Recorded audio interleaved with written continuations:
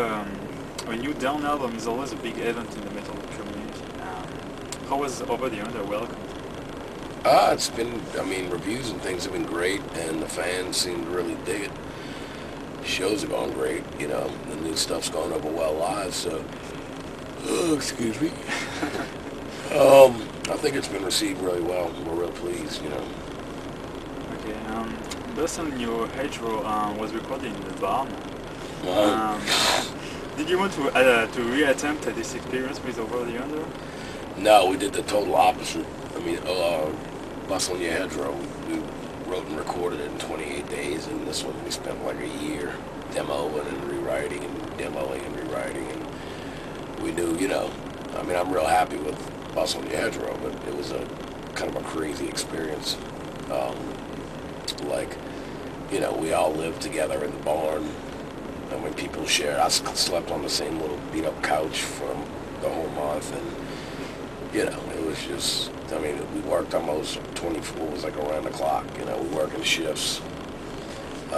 You know, we'd get up early, Pepper do his, you know, after the drums were done, Pepper would do his guitar, then I'd do mine, then Rex would do bass, and Phil would come over at like, you know, 1 in the morning or something, do vocals till 6 in the morning, and then we'd be back up at 8 o'clock in the morning. It was like crazy, no sleep, you know, kind of crazy. So this time we took our time, we demoed things.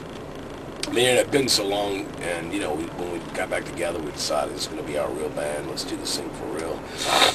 And that had been so long, we were like, there's no rush. Let's make, you know, let's take our time and really make this thing as good as we can. Okay, Over the Under, on the Over the Under, some songs were inspired by the Katrina hurricane. How did you leave this catastrophe and its aftermath? Basically, I mean, we, you know, we used, you know, the record, and, you know, Phil used the lyrics or whatever as a vehicle to kind of, we use it, you know, to be therapy, really, and to get over it. Like, Over the Under to us means we're over all the negative shit, like the hurricane, like, you know, Dimebag's death. During the writing of the record, my mom passed away, so it's like, you know, we had a lot of a rough year and a half period there where a lot of bad things happened.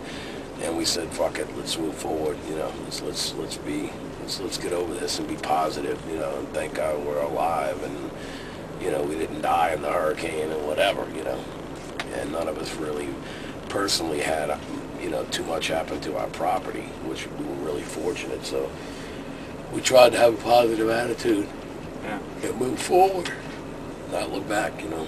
Yeah. And how's New Orleans today? Is it still a dying whore? A dying whore? Always has been. Yeah. It's, I mean, you know, the sections that weren't really hit hard at all, or some of them weren't really hit, you know, really hit at all, and some of them weren't hit too bad, are doing great. But the ones that were devastated, you know, like, you know, they had to basically bulldoze all the houses. So, I mean, I ride through neighborhoods, like I used to live in one of the neighborhoods that got destroyed. And I mean, it's like, you know, there's barely even any houses. You know, they knocked them down, and people are, you know, slowly rebuilding new houses that are really high up and whatever. Just trying to, you know, get through it. Yeah. You guys seem very attached to your southern roots. According to you, what's so good about the South? We just like it. The hospitality, the food's fantastic. I mean, New Orleans to us is if you've ever been, Laurent's been, you know, he knows, it's different than any other city in America. It's got an old feel. It's one of the only cities in America left that still have, you know, like mom and pop, we call it, you know, like family-owned restaurants and family-owned stores and things like this, where all the other cities in America now it's all corporate big chains where, you know, you can be in Houston or you can be in Kansas City. It's the same damn thing. It's the same restaurants, same stores, same everything. And there's nothing different. There's no character, you know. I mean, New Orleans has got a lot of character to it, a lot of history, and it's just a little different than anywhere else in the United States. It's got more of a European feel to it in a lot of ways, and it's real. The community, especially since the hurricane, is really, you know, like a small one, but really strong, and everyone really helped helps one another out, and it's a lot of love, and it's just a cool place. You know. After Dimebag's death, we experienced a complete silence from Phil Anselmo until the day he announced the recording of a new Lyon album. Was this album a way to end his mourn? Was that now at the very end?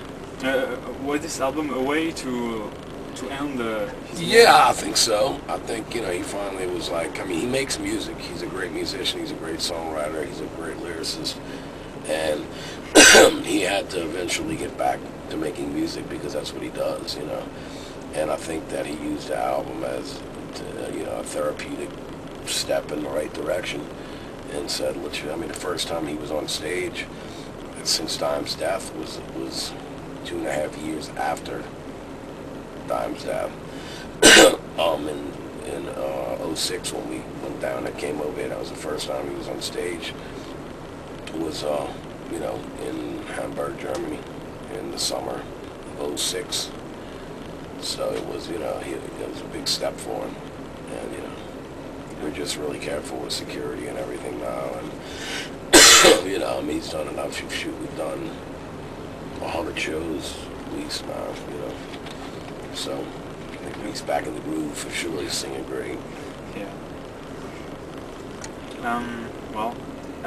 Actually, everybody thought there was never going to be any third album from Down. What happened? Well, I think everyone was at a point in our life and our career. We always talked about Down being the band that we grow old with, because we're all older now.